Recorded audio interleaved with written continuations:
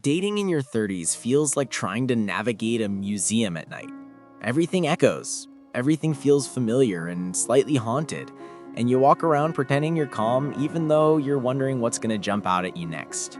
So when I matched with this guy on Tinder, also mid-30s, I was mentally prepared for disaster. I wasn't expecting magic, maybe a decent conversation, maybe a coffee date where nobody cried about their ex. But the moment he walked in, he looked like he was handcrafted by a bored angel. Tall, blue eyes, the kind of face that looks good from 360 degrees. Well groomed, great job, no kids, stable family, mixed plans, shows up, texts back like an adult who understands how phones work. Basically every green flag you can name in the first 5 minutes of meeting someone.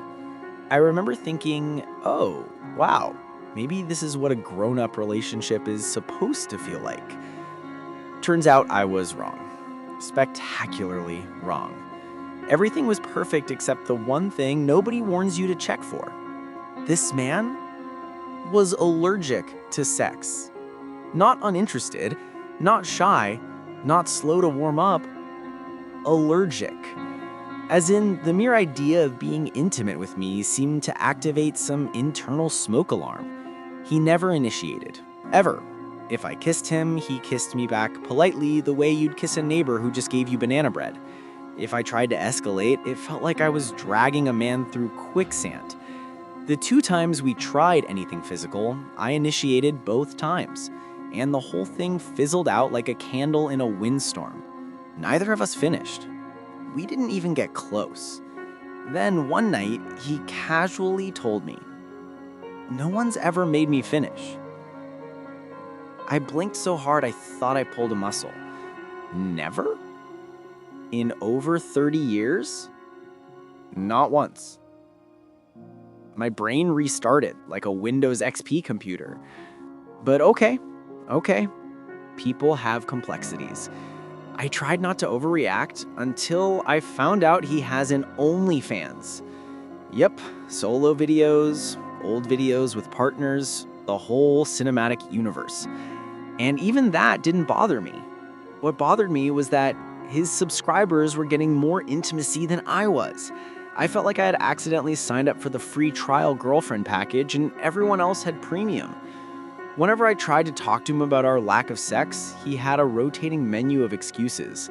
His back hurts because it's cold. He's grieving his dog, who passed in May. It's not May anymore. He's grieving his grandmother, more recent, but still.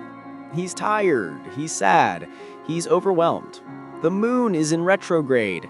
Mercury stubbed its toe. The universe said, not today.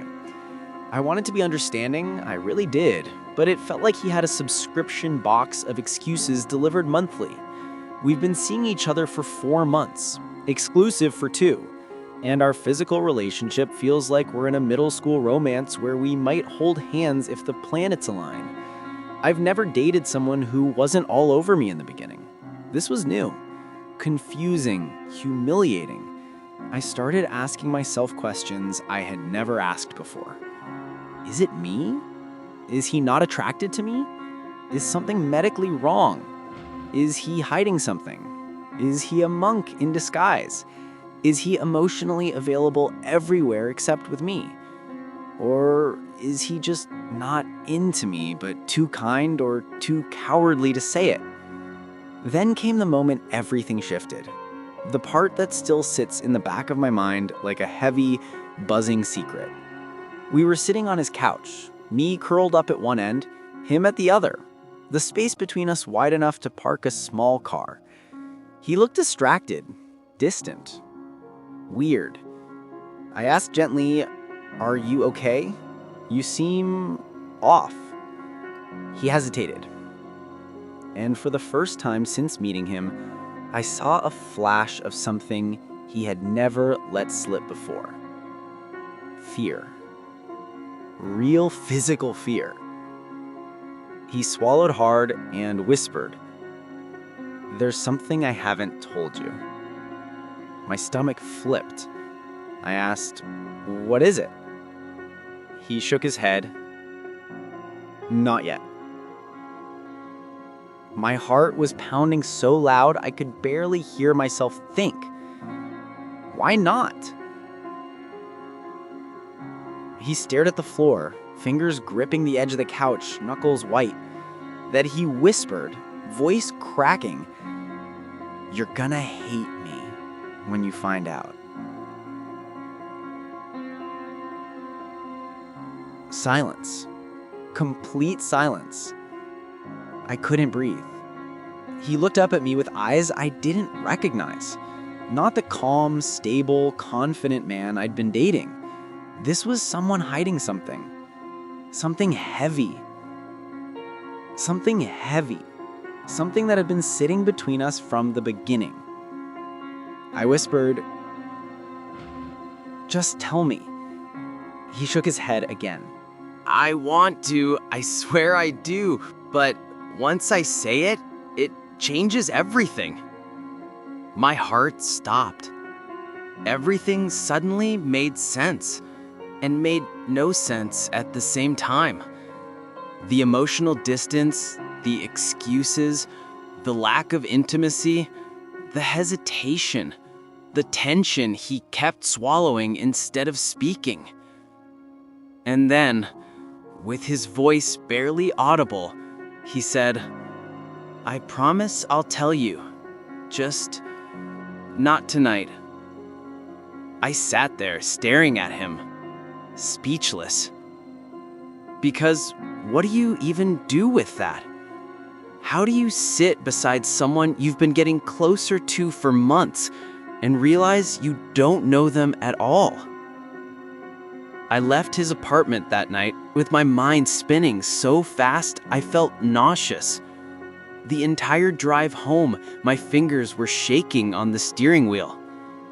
And now I'm lying here, staring at my ceiling in the dark, replaying his words over and over like a broken record.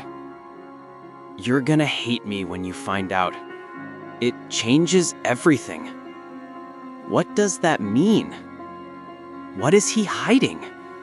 What truth is big enough to kill a relationship before it even starts? What secret stops a man in his 30s from touching his own girlfriend? And the worst part? He still hasn't told me. So now I'm stuck in this silent, painful waiting room, half terrified, half heartbroken, half desperate for answers from a man who refuses to give them. All I know is that whatever he's hiding, whatever the truth is, I have a sinking feeling it's tied to the reason he hasn't touched me, the reason he pulls away, the reason our relationship feels like a beautiful boat with no engine. And I don't know if I want to hear the truth, or if I'm scared I already know. So now I'm asking you, what should I do? Do I break up with him before I get hurt? Do I ask again and demand the truth? Do I check his phone because something is clearly off? Or do I give him more time, even though time is exactly what's breaking me? Tell me what you think. And don't forget to subscribe to Ask Sense, where your advice helps real people through real stories, just like this one.